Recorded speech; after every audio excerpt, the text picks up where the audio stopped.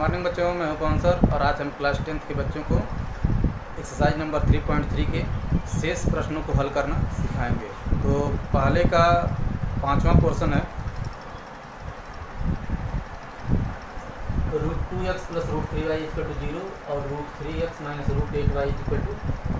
अब यह देख रहे हैं कि यहाँ पर क्या करें, इसको ax + by + c = 0 के रूप में बनाएं। तो 0, यहाँ 0 के अलावा कोई और संख्या रहता तो उसको ट्रांसफ़र करते हैं। यहाँ पर 0 है तो 0 को ट्रांसफ़र न करो कोई फर्क नहीं है। तो लेफ्ट साइड में 0 लिखेंगे और यहाँ पर भी लेफ्ट साइड में 0 लिखेंगे। तो √2x + √3y + 0 = 0 और √3x - √8y + 0 = 0। अब हम लोगों को मालूम है कि पहले वाले समीकरण का तुलना a1x + b1y + c1 = 0 से करना है और दूसरे वाले का a2x + b2y + c2 = 0 से करना है। तो यहाँ से a1 = √2, b1 = √3 और c1 = 0, a2 = √3, b2 = -√8 और c2 = 0। अब गुणांकों का अनुपात निकालें। पहले वाले सवाल में डिटेल में लगाएं या पहले वाले पोर्शन में उसी तरह से समझ करके लगाएंगे। a1/a2 √2 / √3, b1/b2 √3 / -√8। देख रहे हैं दोनों के अंक के मान बराबर नहीं है तो c1/c2 निकालने की कोई ज़रूरत नहीं है। तो a1/a2 = b1/b2, इनके मान रख करके क्लियर कर देंगे कि ये दोनों आपस में बराबर नहीं है। तो दोनों a1/a2 = b1/b2।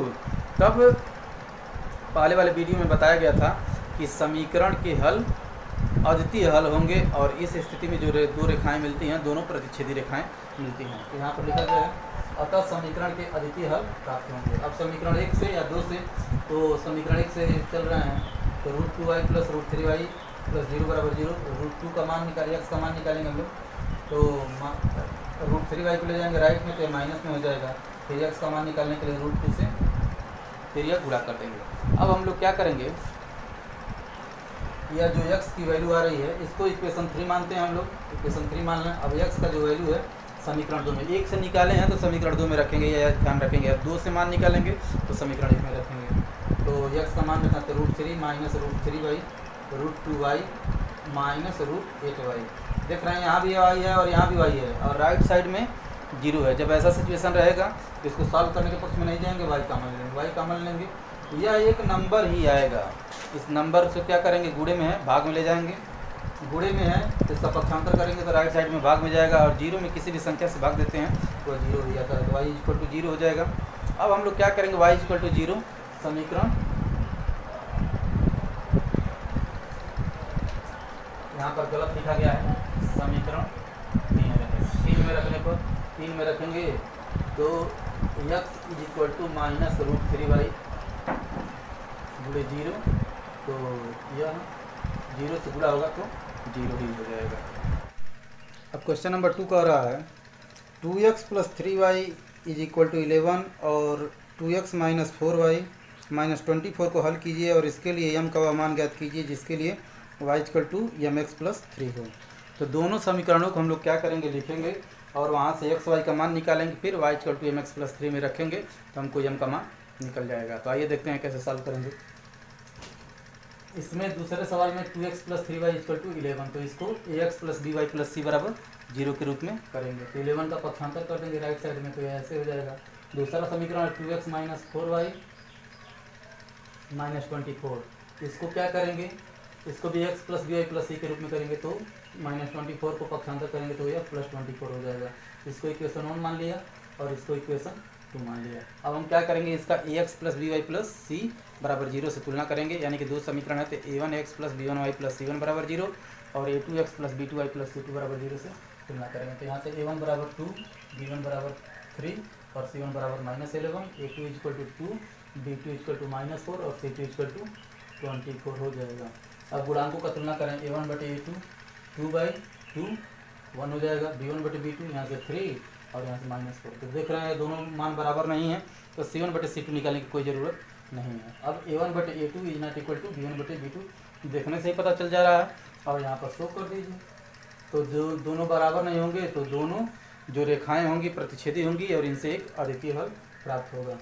अब क्या करें, समीकरण 1 और 2 में से हम बोले थे कि जिसका गुणांक छोटा होगा वहीं से मान निकालेंगे। तो देख रहे हैं x का गुणांक यहाँ भी 2 है और यहाँ भी 2 है, लेकिन यहाँ पर देख रहे हैं यह सब विषम संख्या है और यह सब सम संख्या है, तो 2 से भाग पड़ेगा तो सब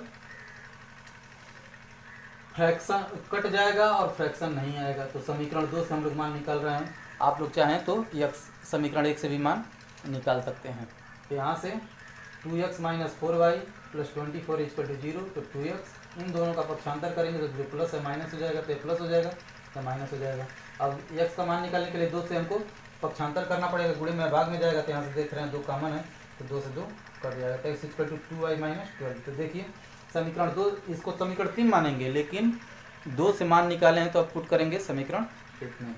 तो x equal to 2y minus 12 समीकरण 1 में रखने पर रख दिया। ब्रैकेट तोड़ेंगे तो अंदर गुणा हो जाएगा, तो 2 गुना 2 का मल्टीप्लाई करेंगे 4y माइनस 24, 3y माइनस 11। अब सजाती पदों को जोड़ेंगे, 4y में 3y जुड़ेगा 7y और यह दोनों जुड़ेगा तो माइनस 35 इज इक्वल टू 0। तो y वाले को 1 पर, बाकी सबको 1 पर, तो 35 को पक्षांतर कर देंगे तो यह प्लस में हो जाएगा, 7 5 35 5 बार में कट जाएगा, y इक्वल टू 5 हो जाएगा। अब y का वैल्यू जो 5 है वह समीकरण 3 में रखेंगे। तो समीकरण 3 में रखेंगे x equal to 2 into 5 minus 12, तो 10 माइनस 12 माइनस 2। अब x y का जो वैल्यू है हम लोग क्या करेंगे, y equal to M X plus 3 में रखेंगे, क्योंकि हमको m का मान निकालना है। तो यह हो जाएगा, यहाँ पर रखेंगे तो 5 is equal to m into minus 2 plus 3। अब क्या करेंगे, m वाले को एक तरफ, बाकी सबको एक तरफ, तो इसको इधर लाइए, तो 5 माइनस 3 हो जाएगा बराबर माइनस 2m। तो यहाँ से 2 बराबर माइनस 2m, m का मान निकालने के लिए माइनस 2 का पक्षांतर कर देंगे, 2 से 2 कट जाएगा, तो m इक्वल टू -1 हो जाएगा। हमारा answer x equal to -2, y equal to 5 और m इक्वल टू -1 हो जाएगा। प्यारे बच्चों, हम लोग क्वेश्चन नंबर 3 को सॉल्व करेंगे। क्वेश्चन नंबर 3 कह रहा है, निम्न समस्याओं में रैखिक समीकरण युग्म बनाइए और उनके हल प्रतिस्थापन विधि द्वारा ज्ञात कीजिए। 2 संख्याओं का अंतर 26 है, एक संख्या बड़ी दूसरी संख्या की 3 गुनी है, उन्हें ज्ञात कीजिए। 2 संख्याएं हैं, यह एक चर से भी लग सकता है, लेकिन इस सवाल को 2 चर से लगाना है, इसलिए दोनों चर मानेंगे। तो एक कह रहा सवाल में 2 संख्याओं का अंतर 26 है, तो यानी कि एक संख्या बड़ी होगी और एक संख्या छोटी होगी, तो मानेंगे माना बड़ी संख्या x और छोटी संख्या y है। और इसमें 2 कंडीशन होगा, दोनों कंडीशन का यूज करेंगे। प्रथम कंडीशन क्या है, 2 संख्याओं का अंतर 26 है, तो बड़ी संख्या में छोटी संख्या को घटाइए और 26 के बराबर कर दीजिए। और दूसरा कंडीशन क्या कह रहा है कि एक संख्या दूसरी संख्या की 3 गुनी होगी, यानी कि छोटी संख्या में 3 का गुणा करेंगे तो बड़ी संख्या निकल जाएगी। तो x इक्वल टू 3y। तो हमको x का प्रतिस्थापन विधि से हल करना है, किसी का मान निकालना ही है, तो यहाँ पर मान हमको मिल ही रहा है, तो इसको समीकरण 2 मान लें और यह x इक्वल टू 3y समीकरण 1 में रख दें। तो रख दिया 3y minus Y equal to 26, तो 3y minus Y 2y 26 is equal to 26, 2 से 26 13 टाइम कट जाएगा, y इक्वल टू 13 हो जाएगा। अब y का वैल्यू जहाँ चाहें वहाँ रख दें। अब y का वैल्यू यहाँ पर रखेंगे तो एक लाइन और छोटा हो जाएगा, हम लोग यहाँ पर रखे हैं, तो x minus 13 equal to 26, x equal to 26 plus 13 equal to 39। यहाँ पर भी रख रहे हैं तो एक लाइन पहले ही लग जाएगा। अब कंडीशन सवाल देख लें, बड़ी संख्या 39 और छोटी संख्या 13, 39 माइनस 13 26 और 13 3 39, कंडीशन पूरा है। इसके बाद से इसमें का दूसरा सवाल है, 2 समपूरक कोणों में बड़ा कोण छोटे कोण से 18 डिग्री अधिक है। यदि एक चर से हमको लगाना रहता है तो इसको दूसरे तरह से लगाते हैं, लेकिन यहाँ पर 2 चर से लगाना है, तो पहला कंडीशन यह हो जाएगा कि 2 समपूरक कोण। 2 समपूरक कोण मतलब ऐसे 2 कोण जिनका योगफल 180 अंश होता है। तो उसमें यह भी दिया है, 2 समपूरक कोणों में बड़ा कोण छोटे कोण से 18 डिग्री अधिक है, यानी कि इसमें भी एक कोण बड़ा होगा और छोटा कोण भी होगा। तो मानेंगे माना बड़ा कोण x है और छोटा कोण y है। तो देखिए माना बड़ा कोण x और छोटा कोण y है, तो दोनों कोणों का अंतर 18 डिग्री है। साथ ही साथ कि दोनों कोण समपूरक कोण हैं, तो x और y को जोड़ेंगे तो कितना हो जाएगा 180। और इसमें कह रहा है दूसरा कंडीशन, दूसरे द्वितीय शर्त से बड़े कोण में से छोटे कोण को घटाएंगे तो 18 डिग्री का अंतर आएगा। तो यहाँ से हमको मान निकालना ही, हम क्या करें, यहाँ से x का मान निकालना, गुणांक 1 1 है, कोई फर्क नहीं पड़ेगा। y को ट्रांसपोज कर देंगे तो x equal to y plus 13। अब यह मान क्या करेंगे, समीकरण 1 में रख देंगे। तो समीकरण 1 में रखें y plus 18 plus Y equal to 180। अब यह दोनों 2y हो जाएगा, 18 को ट्रांसफर कर देंगे, 180 माइनस 18 इक्वल टू 162 और 2 से 162 81 टाइम कट जाएगा तो y इक्वल टू हो जाएगा 81। तो x का वैल्यू निकालने के लिए क्या करेंगे, y इज इक्वल टू 81 समीकरण 2 में रखने का। तो यह क्या हो जाएगा, x is equal to 81 plus 18 अब हमारा आंसर क्या हो जाएगा। प्यारे बच्चों, इस प्रश्नावली के शेष प्रश्नों को हम लोग अगले वीडियो में पढ़ेंगे। इन प्रश्नों को बहुत अच्छी तरह से ध्यानपूर्वक पढ़ेंगे और समझने का प्रयास करेंगे और कोशिश यह करेंगे यदि आगे का प्रश्न एक भी नहीं लगा पा रहे हैं तो कम से कम जितना पढ़ाया जा रहा है उसको लगा करके तैयार कर लें और रिवीजन भी करते रहेंगे। 3.3 के शेष प्रश्नों को हल करना सिखाएंगे। पिछले वीडियो में हम लोग क्वेश्चन नंबर 3 के 2 पोर्शन सॉल्व कर चुके हैं, बाकी जो बचा है आज सॉल्व करेंगे। तो इसमें आज हम लोगों को तीसरे का तीसरा सॉल्व करना है।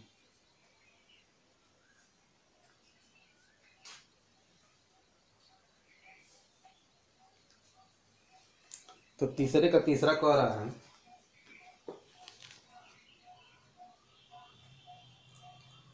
एक क्रिकेट टीम के एक कोच ने 7 बल्ले और 6 गेंदें 3800 में खरीदी। बाद में उसने 3 बल्ले और 5 गेंदें 1750 में खरीदी। प्रत्येक बल्ले और गेंद की का मूल्य ज्ञात कीजिए। तो माना बल्ले का मूल्य x और गेंद का मूल्य y रुपया है और प्रथम शर्त लगाएंगे, दूसरा शर्त लगाएंगे। तो कैसे लगाएंगे, बल्ले की कीमत में बल्ले की संख्या का गुणा करेंगे, गेंद की कीमत में गेंद की संख्या का गुणा करेंगे दोनों स्थितियों में और योगफल बराबर कर देंगे। तो 7 बल्ले हैं तो 7x प्लस 6 गेंदें हैं तो 6y बराबर 3800। द्वितीय शर्त में 3 बल्ले हैं तो 3x और 5 गेंदें हैं तो प्लस 5y बराबर 1750। तो देख रहे हैं यहाँ पर x का गुणांक छोटा है दोनों में, तो x का मान निकालेंगे। यहाँ पर समीकरण 2 नहीं मान रहे हैं, इसी से काम चला देंगे। तो 3x बराबर 1750 माइनस 5y। अब x का मान निकालना तो 3 का पक्षांतर करेंगे, गुणे में है बटे में चला जाएगा, भाग में चला जाएगा। इसको समीकरण 2 मान लीजिए। अब x का मान क्या करेंगे, समीकरण 1 में रखेंगे। तो x का मान समीकरण 1 में रखने पर तो 1750 माइनस 5y बटे 3 plus 6y is equal to 3800। अब बटे में 3 है, इस 3 से क्या करेंगे, गुणा कर रहे हैं। तो यहाँ पर गुणा करेंगे कट जाएगा, यहाँ पर गुणा हो जाएगा। यहाँ पर 3 कट गया, यहाँ पर 36 का 18y और 3800 में 3 का गुणा करेंगे तो 11400 हो जाएगा। अब हम लोग 7 का गुणा करें, ब्रैकेट तोड़ें तो 7 का गुणा करेंगे तो 12250 हो जाएगा या 35 हो जाएगा या प्लस 18 हो जाएगा, यह उतना ही रह जाएगा। अब हम लोग ध्यान से देखें, यहाँ पर इन दोनों को सॉल्व करेंगे तो माइनस आएगा और हम बोले थे कि चर को हमेशा प्लस में रखना है। तो यहाँ पर माइनस आएगा तो इसको राइट साइड में ले जाना पड़ेगा। तो हम लोग क्या करें, 11400 को इसी स्टेप में माइनस कर लें, लेफ्ट में लाएंगे तो माइनस हो जाएगा। अब इसमें अगले स्टेप में क्या करेंगे, माइनस 17y को ले जाएंगे राइट में और इन दोनों को सरल कर देंगे, 850 हो जाएगा। 17 से 850 50 बार में कट जाएगा, y का मान 50 रुपया हो जाएगा। अब y का मान 50 क्या करेंगे, समीकरण 2 में रखेंगे। 2 में इसलिए रख रहे हैं क्योंकि हम लोग यहाँ पर x का मान निकाले हैं, कहीं भी रख देंगे तो आएगा, लेकिन एक कैलकुलेशन करना पड़ेगा। यहाँ पर कैलकुलेशन करना है 1750 माइनस 5 गुणे 50 बटे 3, ये 250 हो जाएगा। 1750 में से 250 घटेगा तो 1500 बचेगा और बटे में 3 है, 3 से भाग पड़ेगा 500 हो जाएगा। तो x का वैल्यू 500, तो बल्ले की कीमत 500 रुपया और गेंद की कीमत 50 रुपया। प्यारे बच्चों, अब तीसरे का चौथा सवाल है, किसी नगर में टैक्सी के भाड़े में एक नियत भाड़े के अतिरिक्त चली गई दूरी पर भाड़ा सम्मिलित किया जाता है। 10 किलोमीटर दूरी के लिए भाड़ा रुपये 105 है और 15 किलोमीटर के लिए भाड़ा 155 है। नियत भाड़ा तथा प्रति किलोमीटर भाड़ा क्या है? यदि एक व्यक्ति को 25 किलोमीटर यात्रा करने के लिए कितना भाड़ा देना पड़ेगा? नियत भाड़ा और प्रति किलोमीटर भाड़ा। नियत भाड़ा होता है जब आप किसी वाहन में बैठ के जा रहे हैं तो 1 किलोमीटर जाएँ तब भी, 2 किलोमीटर जाएँ तब भी आपको भाड़ा देना ही पड़ेगा। लेकिन हम लोगों से भाड़ा जो होता है संयुक्त लिया जाता है, हमको पता नहीं चलता है।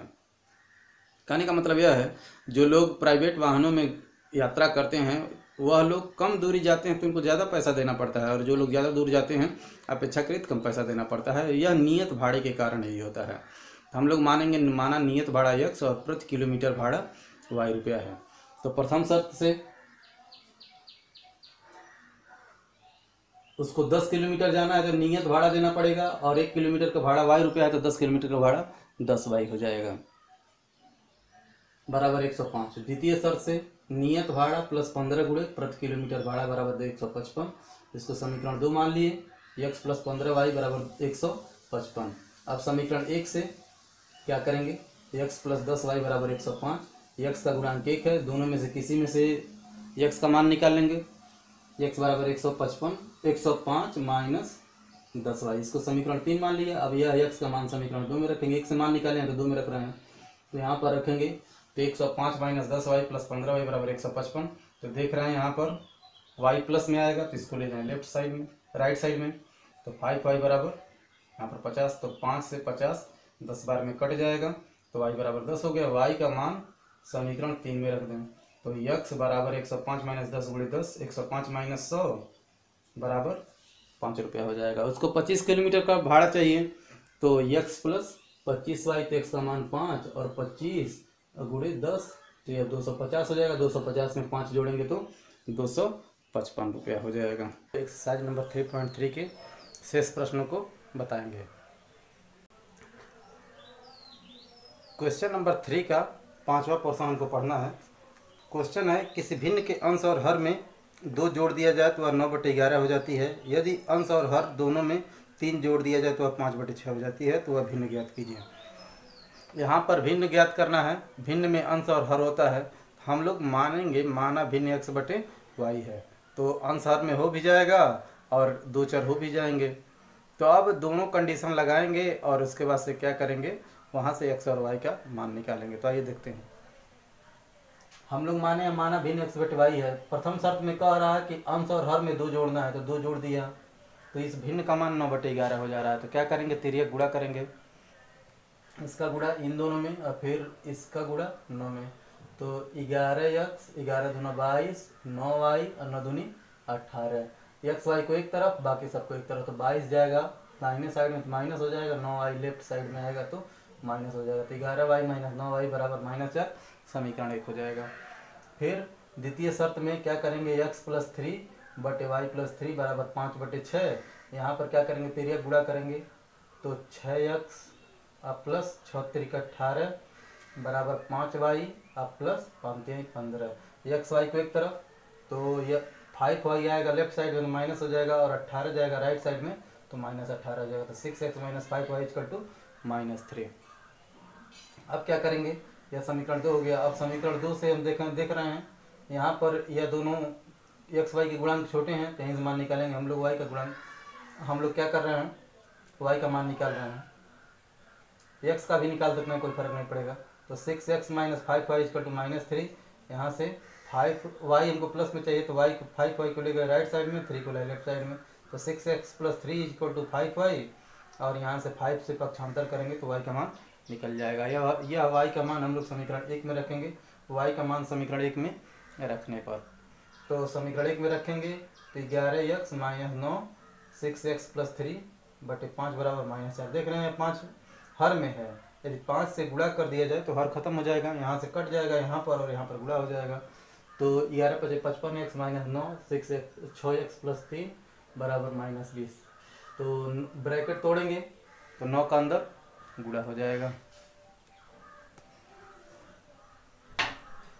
तो 55x माइनस 9 × 6 = 54x और -9 का गुणा 3 होगा तो -27 बराबर -20। अब x का मान निकालने के लिए क्या करेंगे, 27 का पक्षांतर कर देंगे, इन दोनों को सरल करेंगे तो x हो जाएगा, और यह 27 राइट साइड में जाएगा तो प्लस हो जाएगा, 27 माइनस 20 बराबर 7 हो जाएगा। x का मान 7 हो गया।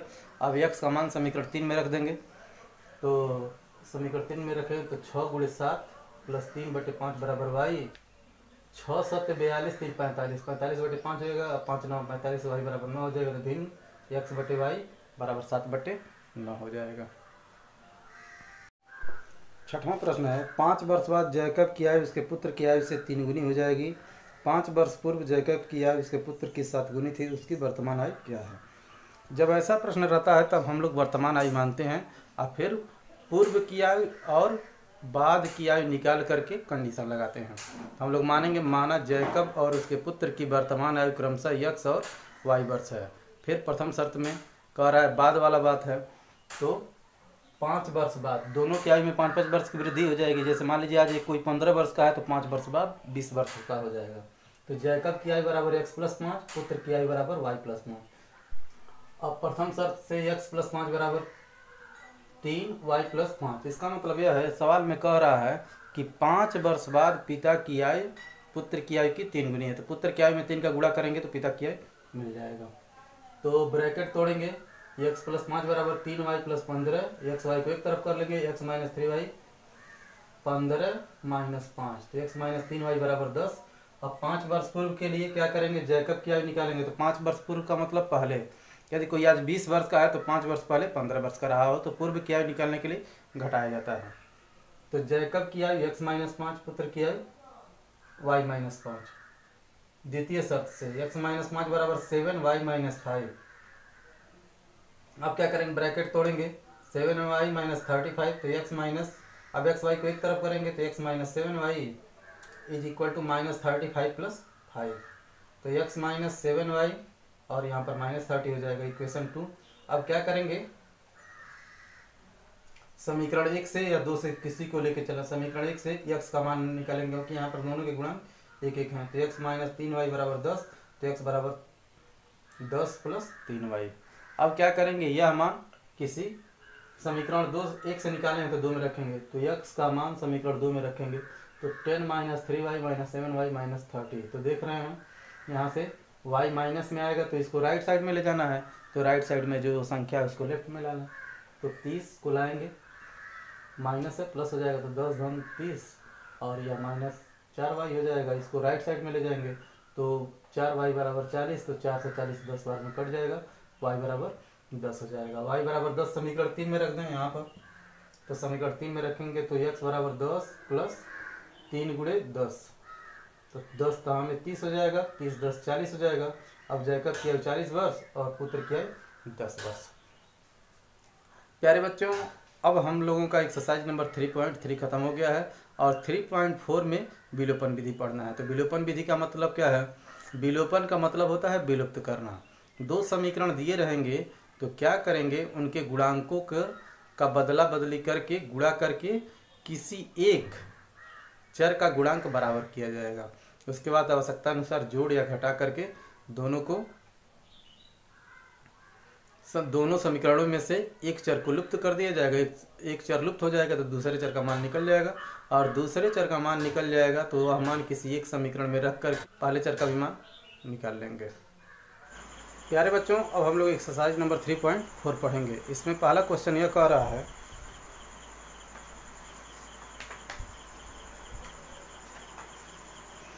निम्न द्विघात समीकरणों के युग्म को विलोपन विधि तथा प्रतिस्थापन विधि से हल कीजिए। कौन सी विधि अधिक उपयुक्त है। तो प्यारे बच्चों, विलोपन विधि से हम सॉल्व किए हैं, बोर्ड पर आप लोगों को दिखाई दे रहा है, और प्रतिस्थापन विधि से आप लोग पिछले एक्सरसाइज में सॉल्व किए हैं। इसलिए हम विलोपन विधि से लगाएंगे और आप लोग दोनों विधियों से लगाएंगे। जैसे यहाँ पर सवाल दिखाई दे रहा है क्वेश्चन नंबर 1 का 1, तो हम विलोपन विधि से लगा दिए हैं तो हेडिंग डालेंगे विलोपन विधि से, फिर विलोपन विधि से लग जाएगा तो उसके बाद लिखेंगे प्रतिस्थापन विधि से।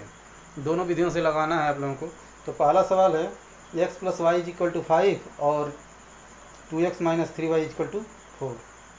तो इसको हम लोग विलोपन विधि से सॉल्व करेंगे। तो विलोपन विधि के बारे में हम पिछले वीडियो में बताए थे।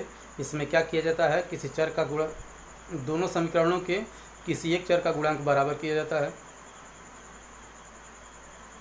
उसके बाद से उन्हें दोनों समीकरणों को जोड़कर या घटा करके एक चर को लुप्त किया जाता है। तो यहाँ पर देख रहे हैं, यहाँ पर पहले समीकरण में x का गुणांक 1 है, y का भी गुणांक 1 है, तो और यहाँ पर दूसरे में x का गुणांक 2 है, y का गुणांक -3 है।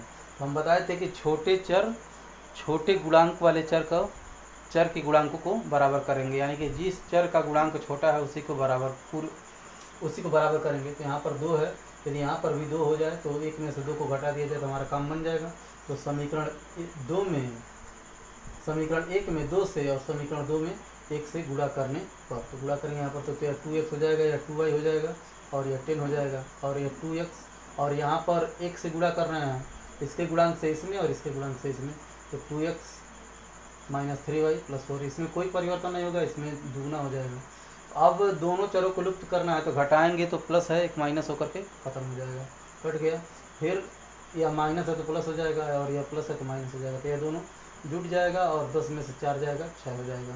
यहाँ से y बराबर 6/5, y बराबर 6/5 समीकरण 1 में रखने पर, तो x प्लस 6/5 बराबर 5, 6/5 का पक्षांतर करेंगे प्लस और माइनस हो जाएगा, तो x बराबर 5 माइनस 6/5, तो लघुत्तम में घटाएंगे 5 का गुणा 25 और 6 करने 6, 25 माइनस 6/5 19/5 हो जाएगा। x बराबर यहाँ पर 19/5 और y बराबर 6/5। दूसरे वाले में देख रहे हैं, चौथे वाले में, चौथा वाला जो पोर्शन है, दूसरा और तीसरा आप लोगों का होमवर्क है, आप लोग लगाएंगे उसको। x/2 प्लस 2y/3 -1, और दूसरा तो इसमें दिया है x माइनस y/3 -3, जगह कम है इसलिए थोड़ा सा किनारे लिखे हैं उसको। हम पिछले वीडियो में बताए थे कि कभी भी समीकरण वाले सवाल में भिन्न का हर नहीं रखा जाएगा, बहुत दिक्कत करता है वह, तो इसीलिए उसको किनारे लिखे हैं। यहाँ पर 2 और 3 का लघुत्तम लेना 6 आएगा, 6 से गुणा कर दें तो हर खत्म हो जाएगा, तो 6 से गुणा कर रहे हैं यहाँ पर पहले वाले में, तो 6x/2, तो 2 से 6 3 बार में कट जाएगा, यह 3 है। फिर यहाँ पर 6 से गुणा करेंगे, 3 से 6 2 बार में कट जाएगा, और यहाँ पर 6 से गुणा करेंगे तो -6 हो जाएगा, तो 3x प्लस 4y -6 समीकरण 1 हो गया। दूसरा समीकरण यह वाला यहाँ पर लिखे हैं x माइनस y/3 = 3, तो देख रहे हैं यहाँ पर बटे में 3 है, 3 से गुणा कर दें हमारा हर खत्म हो जाएगा, तो यहाँ पर 3 से गुणा, यहाँ पर 3 से 3 कट जाएगा और यहाँ पर 3 तरीके 9। अब देख रहे हैं समीकरण 1 और 2 में x वाला गुणांक बराबर है और चिन्ह भी बराबर है, तो घटा देंगे। देखिए जब चिन्ह बराबर है, चिन्ह भी गुणांक भी बराबर, चिन्ह भी समान, तब क्या करेंगे, घटाएंगे, और गुणांक बराबर चिन्ह विपरीत रहेगा तब जोड़ेंगे। तो समीकरण 1 में से 2 को घटाने पर, तो घटा रहे हैं, दोनों समीकरण लिख दिए ऊपर नीचे, और 2 को घटाएंगे तो यह चिन्ह बदलेगा, तो यह दोनों कट जाएगा, फिर यह माइनस था तो प्लस हो गया, 4y प्लस y बराबर 5y, और -6 और -9 दोनों जुड़ जाएंगे, -15 हो जाएगा, 5 से 15 3 बार में कट जाएगा, y = -3 हो गया। अब y = -3 वहाँ पर रखेंगे जहाँ पर गुणांक छोटे छोटे रहेंगे, तो हम लोग y = -3 समीकरण 2 में रखे हैं, यहाँ पर रखे हैं, तो यह -3 रखें तो माइनस माइनस प्लस हो जाएगा, 3 का पक्षांतर कर देंगे, 3x = 9 - 3 6 हो जाएगा, 3 से 6 2 बार में कट जाएगा, तो x = 2 हो जाएगा, तो हमारा आंसर हो जाएगा x = 2, y = 3।